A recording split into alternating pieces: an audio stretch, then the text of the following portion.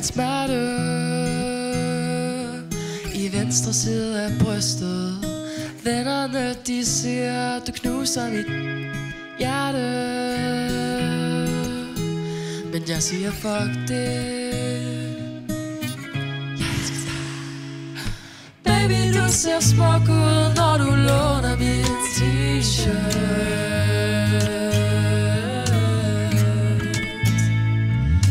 Billedet af DM søger min hjerte.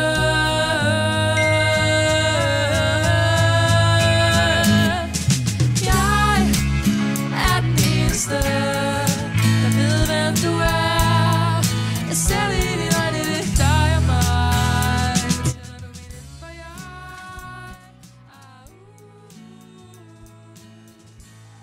Hej Johan.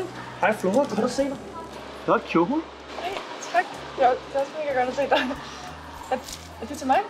Ja, jeg tænkte, du gør ret griner, når der er flodfyr her for en aften. Tak, hvor er du sød. De er virkelig fine. Tusind tak. Det er virkelig betænksomt. Det er pinligt, jeg har også ikke været med til dig. Nej, det går. Ej, stop. Okay, vent lidt.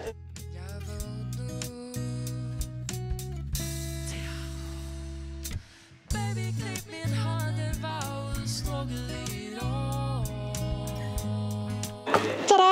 Den er til dig. Den er virkelig fin. Tak. Skal vi have det? Ja.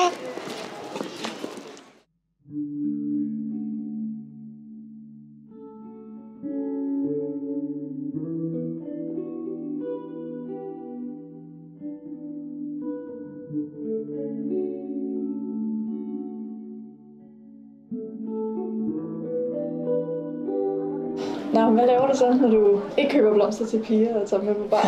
Jeg spiller faktisk guitar i et band. Nå, nej, hvor sejt.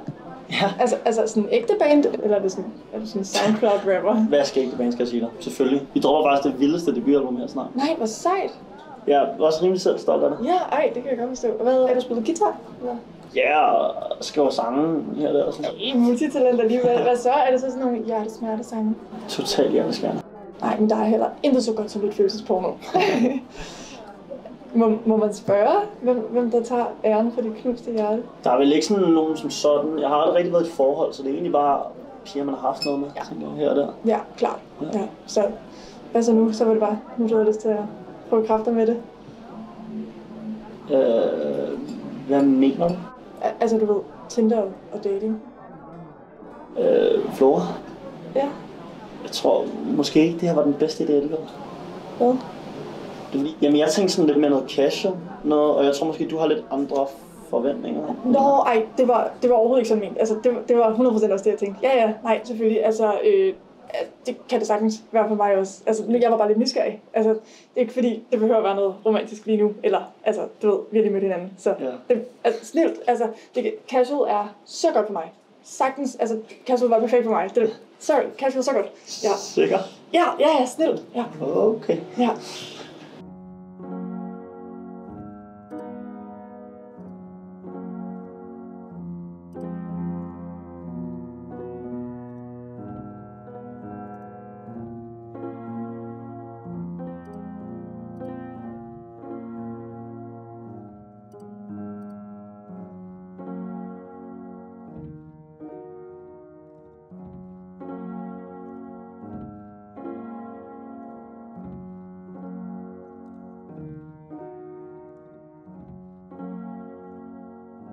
Spurgte han så også ind til dig?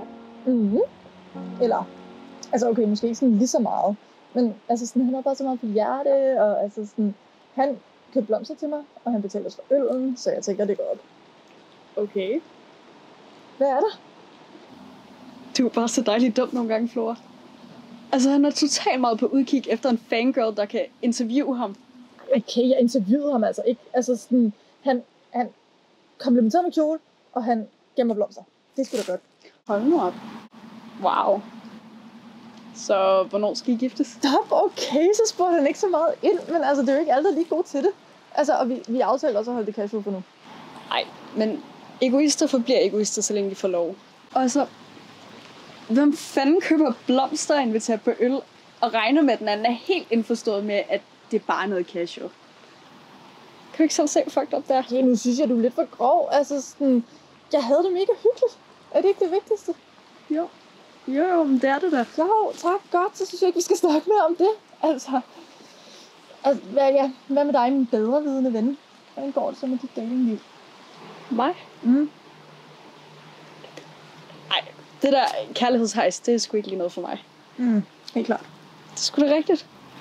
Jeg tror nu også bare, jeg er mere til, at den slags sådan opstår af sig selv.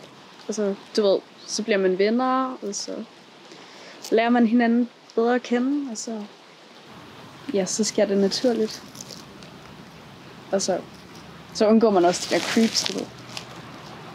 Ja. Altså, nu er det bare ikke alle, der er lige så heldige og charmerende som dig, som ligesom bare kan tiltrække sådan noget af sig selv. Altså, vi andre bliver så nødt til at også kæmpe lidt for overhovedet at blive lagt mærke til. Hvis du nu en gang imellem kiggede op på din lille skærm, så kunne det jo være, at du så den lidt tidligere. Og fandt en, der oprigtigt giver en fuck for, hvem du er. Og ikke har hovedet langt op i sin egen røv. Nå, altså, på et tidspunkt, så bliver man også bare træt af ikke at føle sig vigtig. Og det gælder altså også, når man bare er casual. Ja, men jeg har aldrig sagt, at jeg ikke følte mig vigtig. Altså, og så dybe var de følelser for ham slet ikke. Altså, jeg tænker, det nok skal fungere som det også. Og det kan godt være. Nu er jeg din ven, og jeg kender dig efterhånden ret så godt. Hvis jeg selv skulle sige det. Ja. Og ud fra hvad du fortæller, så... Jeg havde en hyggelig date. Nej, undskyld. Jeg havde en hyggelig aften. Super vellykket date. Stop, jeg sagde forkert. Klart. Nej, ved du hvad? Jeg har en idé. Ja, jeg lytter. Hvad nu hvis vi holder en kæmpe fest for alle vores venner? Og siger, at de kan tage en ven eller 10 med. Okay. Ja, jamen, så skal du nok finde en eller anden, du godt kan lide. Ja, altså jeg tænker bare, når du siger fest, så synes jeg, vi skulle holde en fødselsdag samtidig. Fjord. Kom nu, jeg får sgu da aldrig lov at fejre dig. Okay, så holder vi en fest. Fødselsdagsfest. Mm-hmm.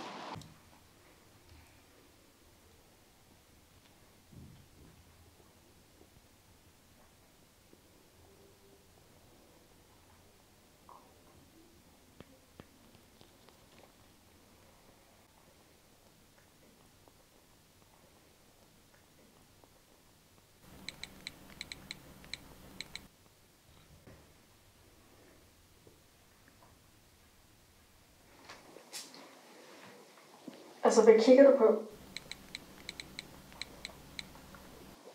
Ikke noget. Okay, men hvorfor svarer du så ikke? Ja, sorry. Hvad var det, du spurgte om? Jeg prøver bare at finde ud af, om det virkelig kikset at have et tema til sin 19 års. Nej, det der er Super kikset. Ja. Ja, okay. Det er det måske lidt. Ej, det kommer også an på, hvad der er for et tema. Skal vi ikke bare droppe det her fødselsdagsrejse? Og så bare holde normal fest? Nej, Mie, du bliver 19 år. Hvor fanden, det skulle da pisse stort. Det synes jeg altså ikke skal blive ødelagt et eller andet dumt tema. Nej. Okay, når jeg tænker over det, så er det faktisk ikke så en dårlig idé alligevel. Seriøst? Ja. Ej, du kan gå all in på Woodstock.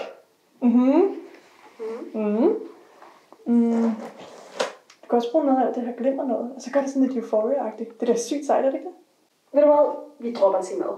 Og så siger vi, kom som du er. Det er måske lidt kedeligt, men altså, det kan man jo også. Det er det, vi gør. Og kan du vist også den her pynt, når nu du er i gang? Ja, genial plan, du lige fik der. Ej, lad nu være. Kan vi ikke bare have sådan en lille dresscode? Sådan noget, tag dit yndlingsoutfit på, eller... Vi kan have en lille farvekode engang. Ej, nu er det for meget. Hvad mener du? Altså, Flora,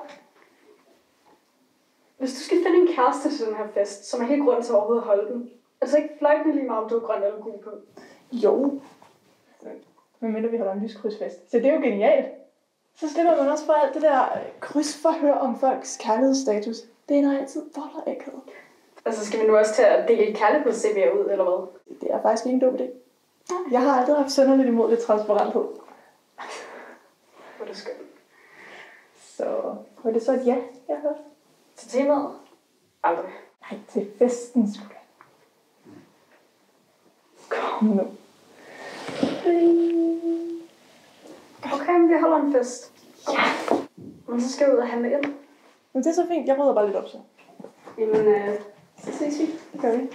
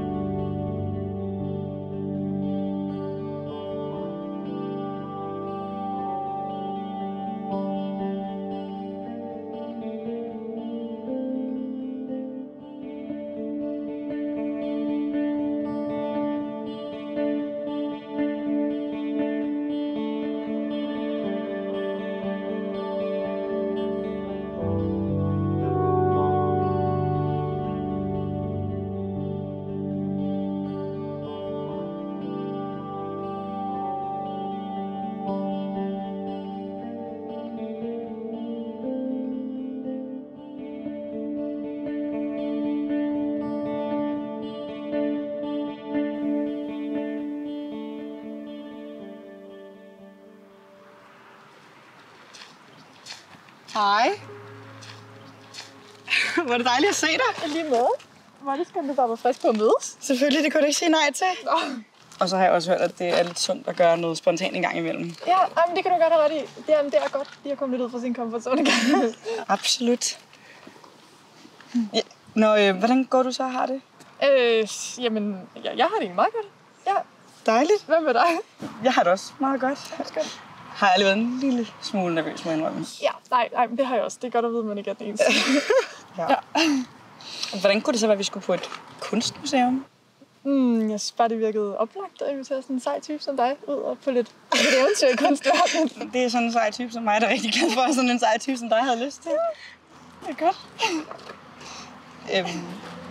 Er dating også nyt for dig? Nyt og nyt. Altså, jeg har været på enkelte dates før, men ikke sådan rigtig noget, der er blevet sådan noget. Nej, det kan jeg godt relatere til. Ja. Dating er også bare sådan en sygt mærkelig opstillet ting, fuldt med forventningspres om at være noget, man slet ikke er, føler jeg lidt. Det er lidt ligesom nylonstrømperne, man køber i Netto. Ja, der lover de ikke revner. Det er dumt til at gå galt fra starten af. Ja, enig.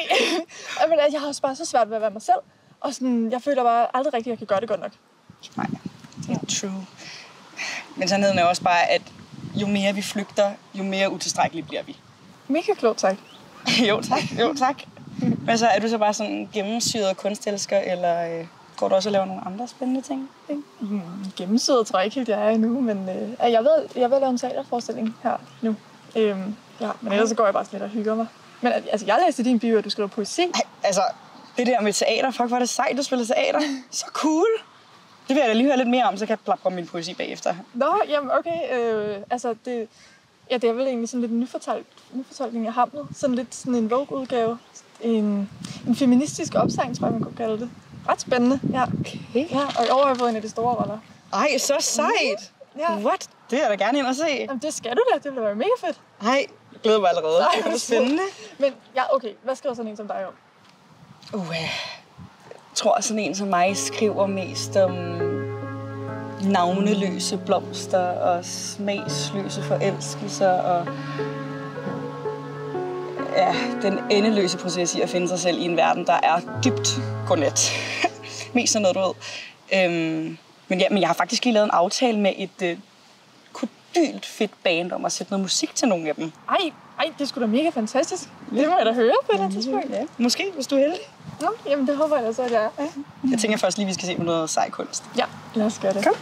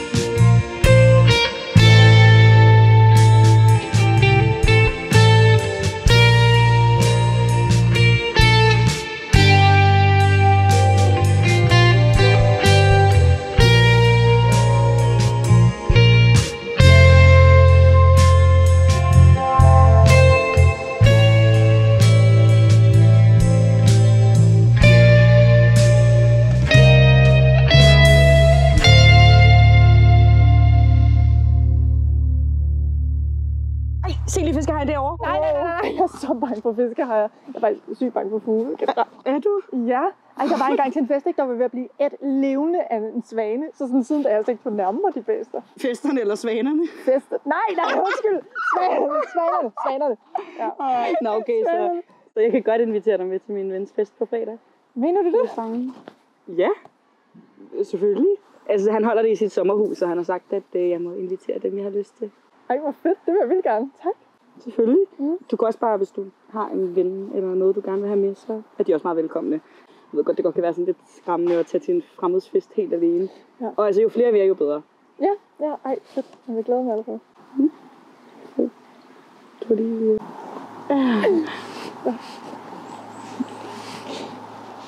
Må jeg godt kysse dig? Ja.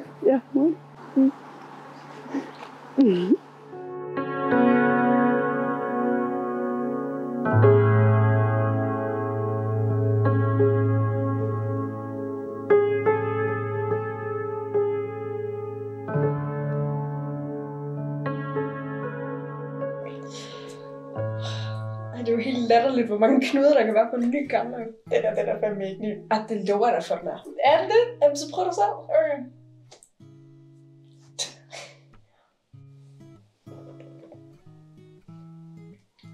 Så, skål. Nå, okay.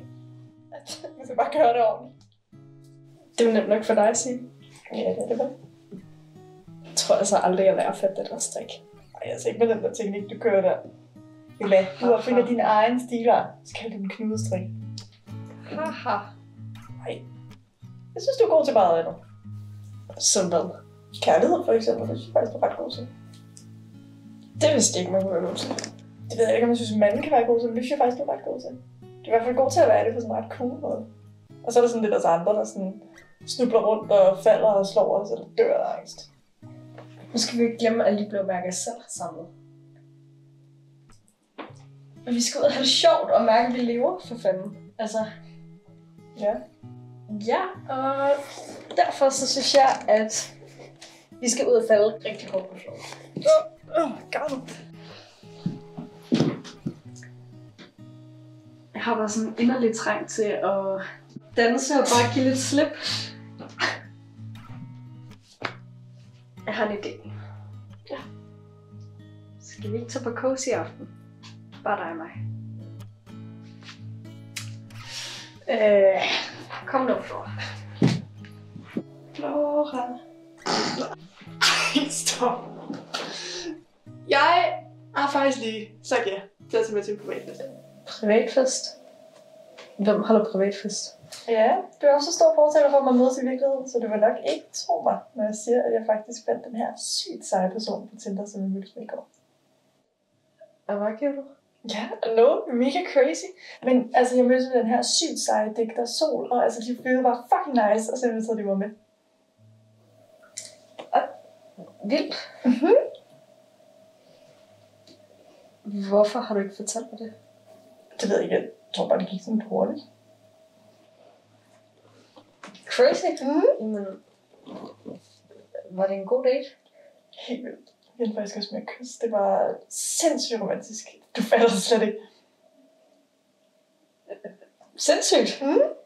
Jamen, dem glæder jeg mig da til at møde. Jeg glæder mig også mega meget til, at du skal møde dem. Ej, okay. Hvordan står det til med din fest? Min fest? Sure. Altså, der er jo stykker, der har sagt, at de gerne vil komme, så det er jo fedt. Ej, mega godt. Det bliver altså mega godt at kunne fejre dig.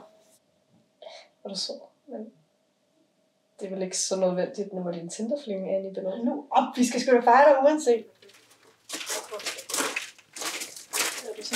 Jeg har kigget. Kan du se? Ja. Wow. Skal vi... Har det... Nej, det tror jeg ikke. Skal vi... Hej, hvor ser I godt ud? Hey, hej. Ej, i lige måde. Wow. Jeg hedder Sol. Hej. Mi. Ja, jeg er Floras roomie. Så. Ja, hun har glædet sig sygt meget til at komme. Og det er skønt. Altså, jeg bare måtte invitere med. Tak. Selvfølgelig da. Jo flere, jo bedre, ikke? Ja, nej, det er så godt at se dig igen. I lige måde. Nå, skal ikke vi se ind? Jo. Kom.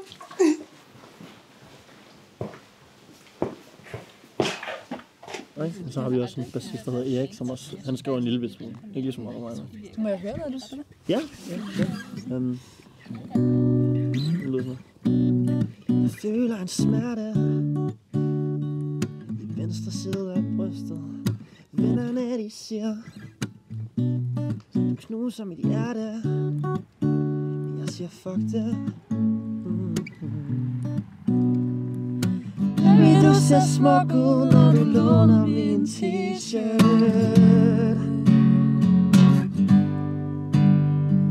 Billederne hjemsøger min hjerne.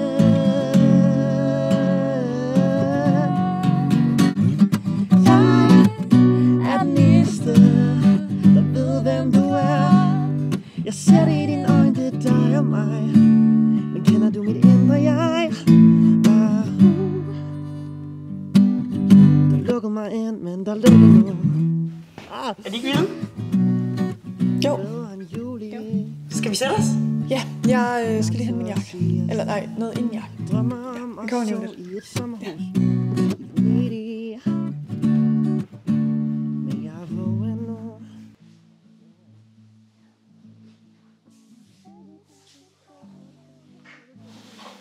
Er du okay? Ja. Du er så vildt smuk i aften, ved du godt det? Du er sød, det kan du selv være. Jeg er virkelig glad for, at du inviterede mig. Altså, ved de andre egentlig godt, hvorfor jeg er? Altså, det er da mig, der takker for, at du gad at komme. Men altså, jeg fik egentlig bare lidt at vide, at jeg måtte invitere, hvem jeg havde lyst til. Altså, jeg kan da godt gå ud og fortælle dem om dig, hvis det er. Nå, ej, altså, det behøver du ikke. Det skal ikke være noget pres, kun hvis du har lyst. Altså, det er også bare mere, hvad man skal sige, hvis der er nogen, der spørger. Ja. Hvad vil du da gerne have, at jeg siger, hvis nogen spørger? Det ved jeg ikke helt. Jeg ved godt, det er fjollet. Jeg kan bare virkelig, virkelig godt lide dig. Ej, hvor er du sød. Det er virkelig ikke fjollet. Jeg kan også virkelig godt lide dig. Det er vildt, at det kan ske så hurtigt. Altså, vi har lige mødt hinanden. Ja, præcis. Det føles bare virkelig godt. Ja. Hej. Og forstyrrer jeg? Nej, overhovedet ikke. Hvad så? Jeg vil egentlig bare høre om alt, hvad som det skal være. Ja, det er fint. Skønt.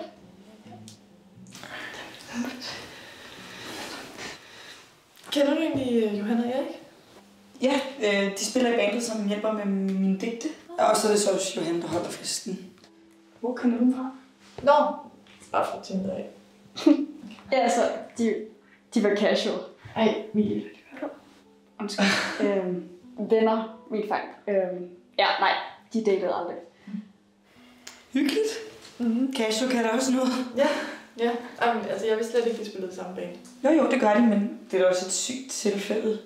Altså, sådan, hvad er chancen? Det er meget hyggeligt at se dem igen. Det er mega lang tid siden, jeg har set dem. Det er helt fair. Men altså, I burde da høre noget af deres musik. Det er så fedt. Ja, jamen, det skal vi da helt klart på et eller andet tidspunkt. Ja, det skal du da helt klart. Ja, fedt. Ja. Ja.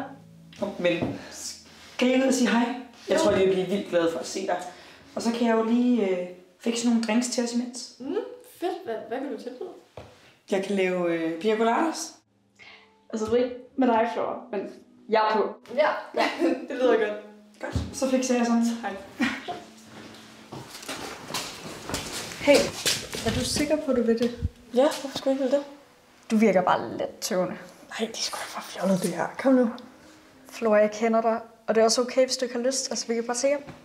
Der er ikke noget galt, Mie. Kan vi ikke bare gå ud og sige hej? Hvorfor gik du så? Ja, fordi jeg jo skulle hente min læbermad i min jakke. Din læb på mig? Ja, det er også lige meget nu. Kom, gå vi bare ud til de andre.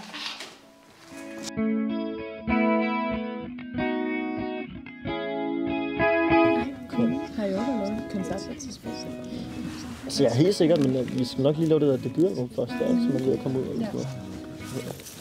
Gud! Jeg har ikke lige regnet med, at jeg skulle se dig her. Nej, jeg havde godt nok heller ikke regnet med, at jeg skulle se dig igen. Hvad mener du? Ja, du havde jo ikke svaret på min besked, ikke?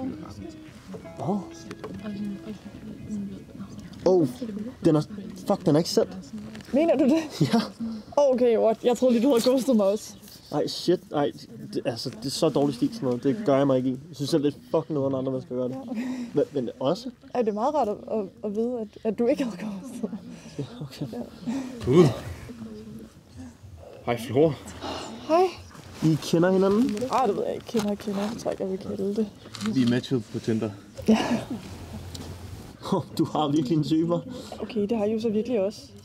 Er I også matchet? Ja. Wow. Det har da været helt bandet. Okay, og dog. Forresten har vi så ikke en aftale.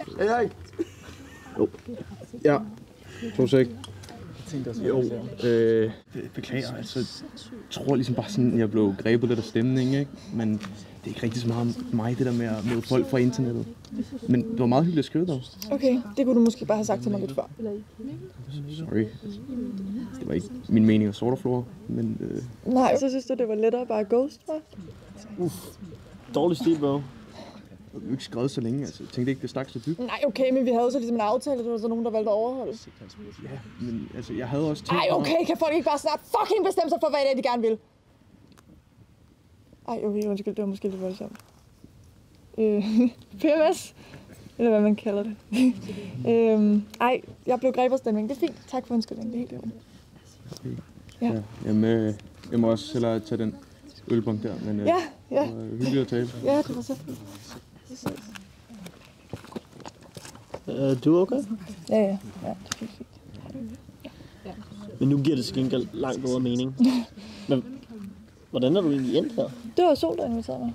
Og altså, jeg vidste selvfølgelig ikke, at det var dig. Eller sådan, du ved, din fest og dine venner. Nu kender du til gengæld snart alle mine venner. Ja, det gør jeg nok. Ja. Men det er dejligt at se dig igen. I lige måde der. Du spiller virkelig godt. Tak. Ej, så skal du høre sådan noget helt banen, der samlet. Det bliver meget mere stort og fyldigt. Ej, fedt. Du ser virkelig godt ud i dag. Den her kjole, den klæder dig virkelig godt. Tak for det. Du ser heller ikke helt dårlig ud. Tak. Flora, må jeg kysse dig? Ja. Så er der drinks! Ej, Flora. Ej, Sol, det er altså virkelig lidt, som det ser ud.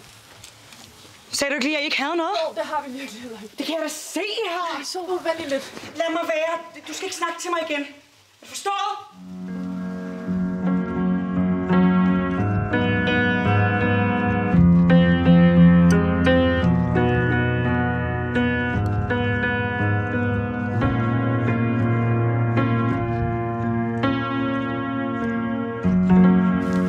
Flora, vent lige. Lad være. Stop. Jeg gider ikke snakke om det. Nej. Okay. Det behøver vi heller ikke. Men jeg vil stadig gerne være der for dig. Lad være. Jeg vil ikke snakke om det. Altså, for helvede. Jeg er allerede ved at fuck det hele op. Gider du godt lige lade være med at røre mig, for det første. Og så... Altså sådan... Hvad sker der? Lad være. Jeg vil gerne hjem, tror jeg. Eller et eller andet. Altså, jeg... Okay. Det var ikke men skal du meningen, ikke det lige snakke med Sol først? Nej, for de vil jo ikke snakke med mig. Hvad du ikke forstår? Nej, okay, men du behøver ikke blive sur på mig. Jeg bliver ikke sur på dig. Det gør du. Nej, det er fordi, du giver nogle vildt dårlige råd. Dårlige råd, jeg prøver bare at hjælpe dig. Okay, hold kæft, det hjælper det, du siger for dig. Ikke? Der er det så pisse nemt, for du behøver ikke engang kærlighed. Du tror, at du kan komme til en fest, så kan du finde et andet menneske, og vupti, så er det hele videre. Så er du videre, Det er og så er det godt. overhovedet ikke det, jo, jeg siger. det er det, du siger. Det er det ikke. Jo, det er. Nej. Jo, hvis det var så fucking nemt, som du ville få det til at lyde, hvorfor gør det så fandens ondt? Ej, okay. Måske var det heller ikke det smarteste at matche med folk, der kender hinanden. Okay, what? Tror du bare, jeg matchede med folk fra den samme vennegruppe med vilje? Okay, du er virkelig langt ude. Det var også ham, der ville kysse mig. Så nogle gange så ville jeg faktisk ønske, at du havde prøvet at være rigtig forelsket. Hvad fuck ved du om det? Hvis du havde prøvet at være rigtig forelsket, så ville du også vide, at han ikke er en eller anden røde dude, og at Sol ikke bare sådan lige kommer til at elske mig igen. Okay, men hvorfor er det så meget bedre konstant at forelske sig i en eller anden drømmeversion af et menneske, der gør det så tydeligt, at han ikke vil noget med dig? Og så bliver han en lille smule fuld her til aften, og pludselig er du god nok til at kysse. Ej, hvor er det tavligt sagt. Kan du ikke selv se, hvor fucked up det er? Det er sgu da ikke fucked up, det er dig, der... Det var overhovedet ikke det, der skete. Det var så meget det, der skete. Nej, det var ej. Det er det, der var skete. ikke det, der Indrøm skete. det. Det var ikke det, der skete. Hvad skete der så? Ja, lad være. Lad være med. Du ved godt, at det var for... Jeg kunne ikke gå for det for helvede. Nej, selvfølgelig kunne du ikke det. Nej. Du hjælper overhovedet ikke. Flora. Nogle gange vil jeg ønske, at du bare åbnede øjnene og kiggede rundt på de mennesker, der er omkring dig. For lige nu, der pisser du på alle, der elsker dig. Fuck dig. Det der, de gider simpelthen ikke. Flora. Jeg har fået nok af din Tinder-tromme, Ja, okay, så kan du godt nok også være fri. Jeg synes, ved du hvad? Jeg synes, at din fødselsdagsfest på fredag, ikke, som vi har planlagt sammen, synes jeg faktisk, du skal holde alene. Det har jeg ikke lyst til at komme til. Det var alligevel også mest din scorefest. Nej, det var ej. Jo, det var. Nej, det var ej. Nej, det var ej. Du pressede mig ud i en fødselsdagsfest, jeg aldrig har ville holde. Nej, vi aftalte det sammen for helvede. Jeg gjorde det så tydeligt, at jeg aldrig ville holde min fødselsdagsfest, og så pressede du mig for, at du kan score. Ja. Nej, det var ej. Jo, det var. Nej, det var ej. Jo, det var. Nej, fordi vi skulle til fest sammen for helvede. Det var det, vi gerne ville. Og du er så fucking egocentrisk. Er det fucking dagligt sagt? Jeg gør, hvad jeg kan for helvede. Flora, som din ven, Ja. så synes jeg, du skal begynde at elske dig selv, før du beder nogen andre om det. Okay, det er virkelig godt råd. Det er virkelig godt råd. Tusind tak. Det tror jeg faktisk, jeg vil ikke lige herovre i kategorien af tak for ingenting. Vi ses. Ja, det...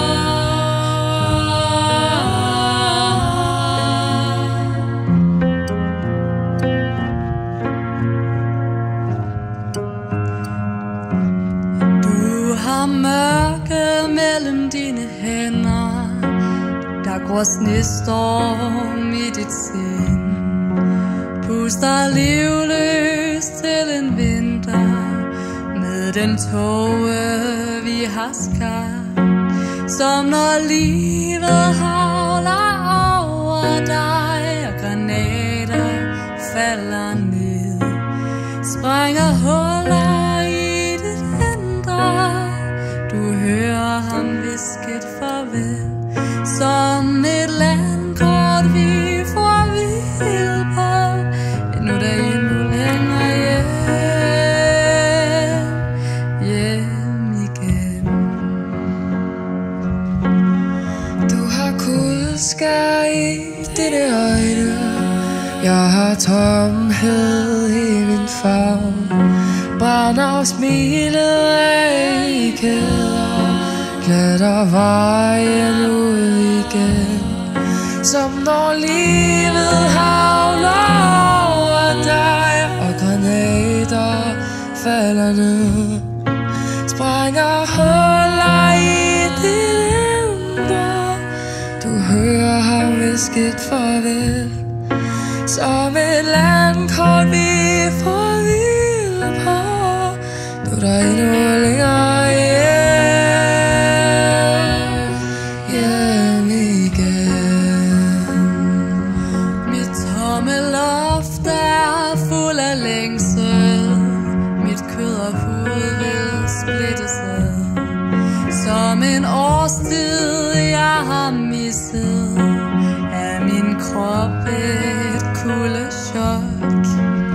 Du smeltede bort fra min bevidsthed, nu er mit hoved mørkt og koldt, frosset fast i gamle minder, og en fortid gjort af glas, som når livet har